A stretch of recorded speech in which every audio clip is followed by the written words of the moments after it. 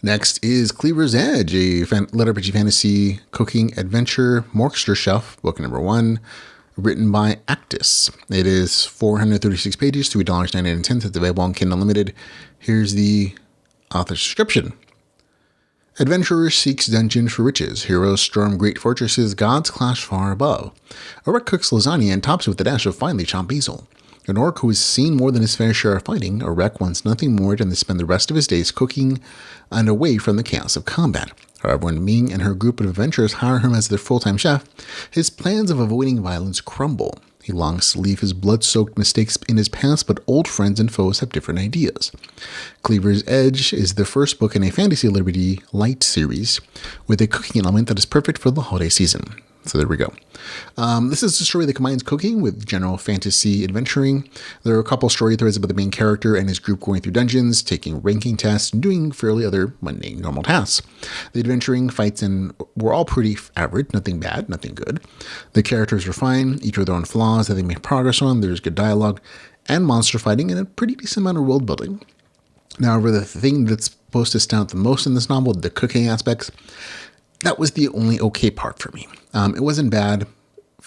The descriptions of the scenes were fairly well detailed. Recipes were real and could be followed as the author gave ingredient lists and instructions. However, the cooking stuff lacked any tension or consequence or importance in the story. They didn't impact the story in any way, shape, or form. The author felt like she's trying to find food war vibes with having cooking contests. However, the contest with the shelves never felt like there was any stakes, and I never felt the main character was ever going to lose. He always came into it with like being the how dare you insult me, you dirty orc, and trying to get my clients and customers to like your cooking better than mine. And the main character just always felt like he was going to win. Like there's never any tension because there's never a chance of him losing. And that's always the case in all these stories and in all the contests, I should say, here. The other cooking scenes, again, nicely described, real recipes. They were just cooking.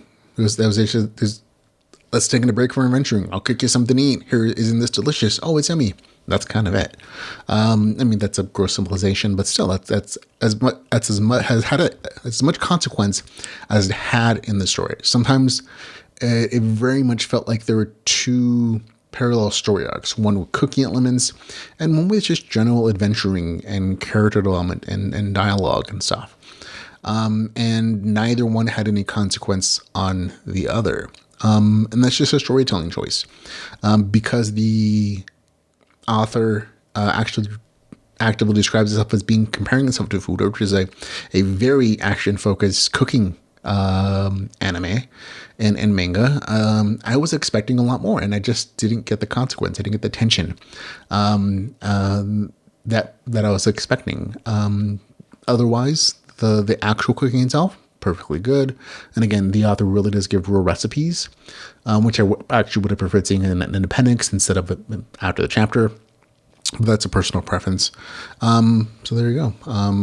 There also wasn't much of this is another thing that kind of bothered me that I would have loved to have seen the main character growing as a chef in just about every single cooking experience in the story. The main character already knew what to do. He was always he comes into the story a very good chef already. So he's not like he's learning from scratch or he's really growing, with the exception of one particular scene where he actually researched a recipe he likes, but even then it's like a small section. But other than that, I would have really loved to see him like fail at some point in the cooking thing and learn from it, or go on a journey of discovery and learning and growing in his skills in some way, shape, or form, instead of already being great at essentially everything, including cooking. On the game mechanics side of things, they're almost non-existent. I wouldn't call this a LitRPG story, and the author calls it LitRPG Lite, but it's really just amounts to the main character or another character looking through a special tool to estimate someone's abilities based on that person's subconscious belief about themselves. So it's not even like a finite, hard game mechanic. It really is like, oh, it explained in the story, it's part of the lore, which is perfectly fine. It's very well described as far as like making sense. It's based on what the subconscious mind of the person who's being examined thinks about themselves as compared to the other people that they interact with, and their power base given in the form of percentiles. So that's another kind of choice. That aspect, again, could have been eliminated from the story with no consequence.